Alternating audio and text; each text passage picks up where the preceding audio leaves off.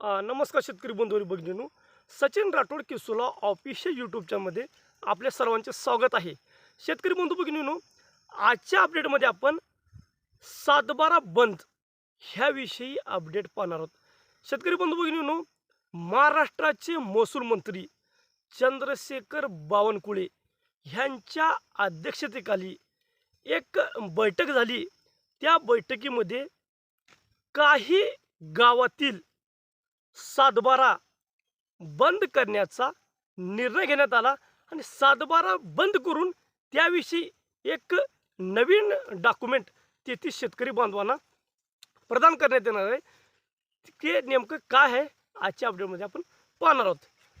जे गावं नगरपालिका महानगरपालिका यांच्या हद्दीलगत येत आहेत त्या गावांना आता ती सातबारा तिथली जी शेती आहे त्या शेतीचं मूळ म्हणजे ती कृषीखाली जमीन येत होत्या त्या जमिनीला आता सातबारा होतं. आता याच्यानंतर अकृषीखाली म्हणजे नागरी भागामध्ये ती जमीन हस्तांतरित होत आहे. त्यासाठी महसूल मंत्री चंद्रशेखर बावनकुळे यांनी त्या जमिनीला आता सातबारा देता येणार नाही असं त्यांनी निर्णय घेण्यात आले.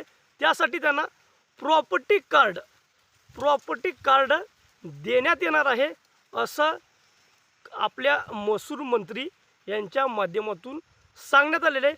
आता याची अंमलबजावणी ह्याचा आदेश शासन लवकरात लवकर करणार आहे. यासाठी शहरामध्ये जे शेतकरी जे बंधू भगिनी राहतात त्या हजारो बंधू भगिनींना याचा फायदा होणार आहे. कारण की आता मालमत्ता हस्तांतरणासाठी त्यांना आता ही पुढील प्रोसेस सोपी जाणार आहे.